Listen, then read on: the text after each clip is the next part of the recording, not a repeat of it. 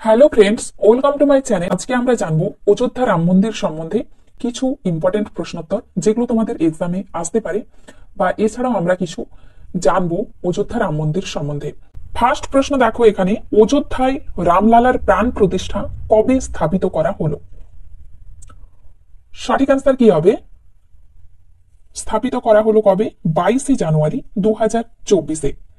Next দেখো, রামলালার প্রাণ প্রতিষ্ঠার জন্য কত সময় শুভ মুহূর্ত হিসেবে ধরা হয়েছে? শুভ মুহূর্ত হিসেবে বের করা হয়েছে কত সময়কে? 84 সেকেন্ড। 84 সেকেন্ডকে 12টা বেজে 12টা 29 মিনিট 8 সেকেন্ড। 8 সেকেন্ড থেকে 12টা বেজে 32 সেকেন্ড পর্যন্ত শুভ মুহূর্ত মানা হয়েছে। এছাড়াও দেখো, রাম মন্দিরের জন্য 108 ফুট লম্বা আগরবাতি ভগবান রামের মন্দিরে জ্বালানোর জন্য গুজরাটের ভদোদরা থেকে এসেছে, যার ওজন হচ্ছে প্রায় 3600 কিলো। এই বাতিটি জ্বালানোর পর প্রায় 1.5 থেকে 2 মাস পর্যন্ত জ্বলবে। নেক্সট দেখো, অযোধ্যা রাম মন্দিরের ভব্য প্রাণ প্রতিষ্ঠা সমারোহ উদ্বোধন কে করেছেন? রাইট অ্যান্সার হবে প্রধানমন্ত্রী নরেন্দ্র মোদী। নেক্সট দেখো, অযোধ্যা রাম মন্দিরের বাস্তুকার কে? বাস্তুকার চন্দ্রকান্ত সোমপুরা। চন্দ্রকান্ত সোমপুরা। রাম মন্দিরের মুখ্য বাস্তুকার হচ্ছে শ্রী চন্দ্রকান্ত সোমপুরা। ওনার বংশের 2 পুত্র, শ্রী জেনে রেখো, শ্রী নিখিল সোমপুরা ও শ্রী আশিস সোমপুরা, তার 2 পুত্র। এনারা কিছু বদলে ভগবান শ্রীরামের মন্দিরকে এক নতুন ডিজাইন 2020-এ তৈরি করে তার আধারে মন্দিরটি নির্মাণ করা হয়েছে। নেক্সট দেখো, অযোধ্যা রাম মন্দিরের নির্মাণ কোন কোম্পানি করেছে? সঠিক অ্যান্সার কি হবে এখানে? Larsen and Toubro company, L&T। Larsen and Toubro কোম্পানির প্রতিষ্ঠা কবে হয়েছে? 7 ফেব্রুয়ারি 1940-এ প্রতিষ্ঠা হয়েছে। মুখ্যালয় কোথায়? মুখ্যালয় হচ্ছে মুম্বাই, এবং কোম্পানির MD CEO SN Subramaniam. Next দেখো, অযোধ্যা রাম মন্দির তৈরি করতে কত টাকা খরচ হয়েছে? তো এই রাম মন্দিরটি তৈরি করতে খরচ হয়েছে এখনো পর্যন্ত 1100 কোটি টাকা। বলা হয়েছে আবার 300 কোটি টাকা খরচ হতে পারে, মানে টোটাল 1400 কোটি টাকা হতে পারে খরচ। নেক্সট, অযোধ্যা রাম মন্দির কোন শৈলীতে তৈরি হয়েছে?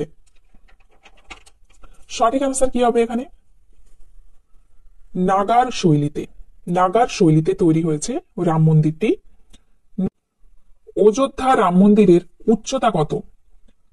রাম মন্দিরটির উচ্চতা হচ্ছে 161 ফুট, এবং চওড়া কত? চওড়া 250 ফুট হচ্ছে চওড়ায় 250 ফুট। মন্দিরটি লম্বায় জেনে রেখো, পূর্ব থেকে পশ্চিমে হচ্ছে 380 ফুট, এবং 392টি থাম বা স্তম্ভ রয়েছে 392টি। নেক্সট দেখো, এখানে অযোধ্যা রাম মন্দিরে কটি মণ্ডপ আছে? তো এই রাম মন্দিরে মণ্ডপ আছে কটি? 5টি মণ্ডপ আছে। কি কি মণ্ডপ? মণ্ডপগুলির নাম দেখো, নৃত্য মণ্ডপ, রঙ্গ মণ্ডপ, সভা মণ্ডপ, প্রার্থনা মণ্ডপ এবং কীর্তন মণ্ডপ। এই 5টি মণ্ডপ রয়েছে রাম মন্দিরে। নেক্সট, অযোধ্যা রাম মন্দিরের গর্ভে স্থাপিত 51 ইঞ্চির রামলালার মূর্তির মূর্তিকার কে? সঠিক অ্যান্সার কি হবে এখানে? অরুণ যোগীরাজ কর্ণাটকের মহীশূরে বাস করেন তিনি। অরুণ যোগীরাজ কর্ণাটকের মহীশূরের তিনি। নেক্সট, অযোধ্যা রাম মন্দিরের ভূমি পূজন বা শিলান্যাস কবে করা হয়েছে? সঠিক অ্যান্সার হবে এখানে 5 আগস্ট 2020-তে শিলান্যাস করা হয়েছে রাম মন্দিরের। নেক্সট, শ্রীরাম জন্মভূমি মন্দিরের শিলান্যাস কে করেছেন? শিলান্যাস করা হয়েছে 5ই আগস্ট 2020-তে এবং শিলান্যাস কে করেছেন? প্রধানমন্ত্রী নরেন্দ্র মোদী। পরের প্রশ্ন, শ্রীরাম জন্মভূমির তীর্থক্ষেত্রর অধ্যক্ষ কে? তীর্থক্ষেত্রর অধ্যক্ষ কে? রাইট অ্যান্সার হবে মহন্ত নৃত্য গোপাল দাস। যখন সুপ্রিম কোর্টের শুনানি হয়েছিল তখন কেন্দ্র সরকার অযোধ্যা রাম মন্দির নির্মাণের জন্য শ্রীরাম জন্মভূমি তীর্থক্ষেত্র গঠন করেছিল। এটি হচ্ছে এক ট্রাস্ট। এই ট্রাস্টের অধ্যক্ষ হচ্ছে মহন্ত নৃত্য গোপাল দাস, মহাসচিবকে চম্পত রায় এবং কোষাধ্যক্ষ ট্রাস্টের গোবিন্দ দেবগিরি। পরের প্রশ্ন, অযোধ্যা বিবাদে সুপ্রিম কোর্ট কবে চূড়ান্ত শুনানি দিয়েছিল?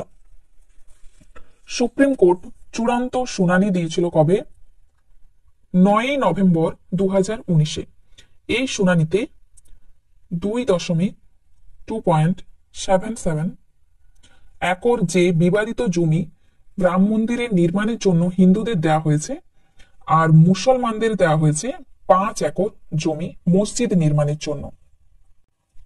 অযোধ্যা বিবাদ হয়েছিল কত একর জমি নিয়ে? 2.77 একর জমি নিয়ে অযোধ্যা বিবাদ হয়েছিল। পরের প্রশ্ন দেখো, অযোধ্যা বিবাদে মসজিদের জন্য কত জমি দেওয়া হয়েছে? মসজিদের জন্য দেওয়া হয়েছে 5 একর জমি। নেক্সট, অযোধ্যা বিবাদে কতদিন ম্যারাথন শুনানি চলেছিল? পরপর ম্যারাথন শুনানি চলেছিল 40 দিন। নেক্সট, বাবরি মসজিদ কবে ভেঙে ফেলা হয়েছে? ভেঙে ফেলা হয়েছিল 6 ডিসেম্বর 1992-এ। ওই সময় উত্তরপ্রদেশের মুখ্যমন্ত্রী কে ছিলেন? মুখ্যমন্ত্রী ছিলেন কল্যাণ সিং এবং দেশের প্রধানমন্ত্রী কে ছিলেন? প্রধানমন্ত্রী ছিলেন PV নরসিমা রাও। PV নরসিমা রাও প্রধানমন্ত্রী ছিলেন। পরের প্রশ্ন দেখো, বাবরি মসজিদের নির্মাণ কার দ্বারা করা হয়েছে? কার দ্বারা করা হয়েছিল বাবরি মসজিদের নির্মাণ? মীর বাকি। 1527-1528-এ বাবর করিয়েছিল মীর বাকিকে দিয়ে বাবরি মসজিদ। অযোধ্যার পুরাতন নাম কি? অযোধ্যার পূর্বে নাম কি ছিল?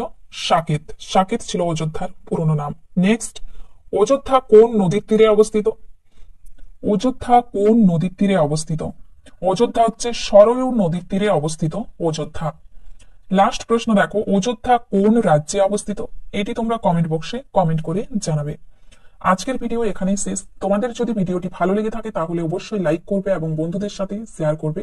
চ্যানেলটি যারা নতুন দেখছো তারা অবশ্যই সাবস্ক্রাইব করে রাখবে।